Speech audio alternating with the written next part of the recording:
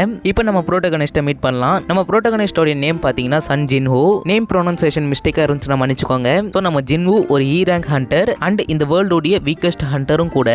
And இவர் ரொம்ப poor and இவருடைய அம்மா எட்டர்னல் ஸ்லம்பர் அப்படின்ற ஒரு டிசீஸால பாதிக்கப்பட்டிருக்காங்க.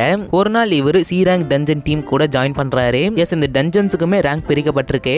ஏற்கனவே சொன்ன மாதிரி தான் E ரேங்க் ரொம்ப லோவா இருக்கும், S ரேங்க் ரொம்ப பவரா இருக்கும். ஸோ இவர் அந்த டீம் கூட ஜாயின் பண்ணிட்டு அந்த டஞ்சனுக்குள்ள அந்த டீமோட போறாரு. ஸோ அந்த டஞ்சன்ல இருக்கிற பீஸ்ட் எல்லாமே அந்த டீம் டிஃபீட் பண்ணிடுறாங்க. இதுக்கப்புறமா அந்த டஞ்சனுக்குள்ளேயே இன்னொரு டஞ்சன் ஃபைண்ட் பண்றாங்க. அதை டபுள் டஞ்சன் அப்படின்னு சொல்லுவாங்க.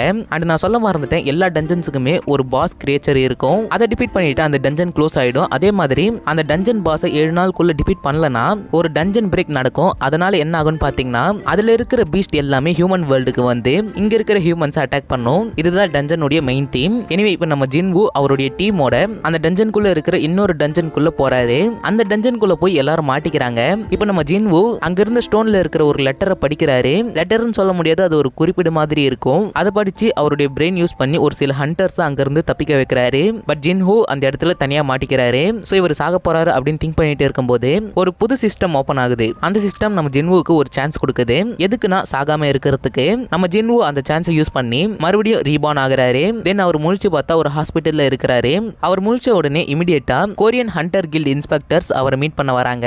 எதுக்குன்னா அவருக்கு டபுள் அவேக்கனிங் நடந்திருக்கா அப்படின்னு செக் பண்ண வந்திருக்காங்க. ஒரு ஹண்டர் எப்படி அவேக்கன் ஆவார்னா ஒரு ரேங்க்ல இருக்கிற பீஸ்ட் டிஃபீட் பண்றது மூலமா அவேக்கன் ஆவாரு. அண்ட் இந்த மானா இருக்கு இல்லையா, அது அவங்க கிட்ட எவ்வளவு இருக்குதுன்னு வச்சுதான் அவங்க அவேக்கன் ஆவாங்க. சோ இதெல்லாம் அவங்க கிட்ட மாத்தவே முடியாது. பட் ஒரு சில ரேர் கேசஸ்ல ஒரு ஹண்டர் மறுபடியும் அவேக்கன் ஆவான். அதாவது ஒரு ஹண்டரா மாறிட்டு அதுக்கப்புறமா அவேக்கனிங் ஆகிறது. இதுதான் டபுள் அவேக்கனிங் அப்படின்னு சொல்லுவாங்க. சோ அந்த இன்ஸ்பெக்டர் ஜின்ஹூவை செக் பண்ணி பார்க்கும்போது எந்த ஒரு அவேக்கனிங்கும் நடக்கல. அவர் ஏற்கனவே இருந்த E ரேங்க்ல தான் இருக்காரு. தென் அந்த கொரியன் இன்ஸ்பெக்டர்ஸ் எல்லாரும் போயிட்டதுக்கு அப்புறம் அவருக்கு ஒரு கேம் லைக் சிஸ்டம் ஓபன் ஆகுது. அந்த சிஸ்டம் அவருக்கு டெய்லி டாஸ்க் கொடுக்குது.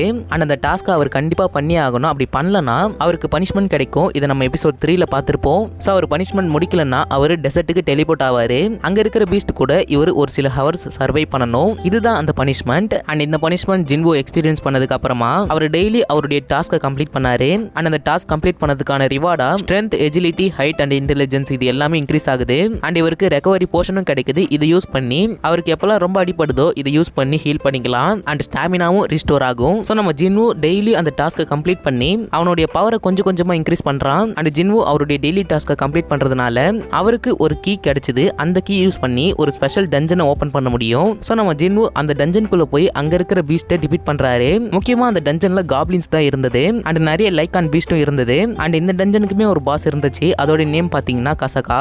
சோ அந்த பாஸை டிஃபீட் பண்ணி அந்த டஞ்சனை க்ளோஸ் பண்ணிடுறான் நம்ம ஜின்ஹூ.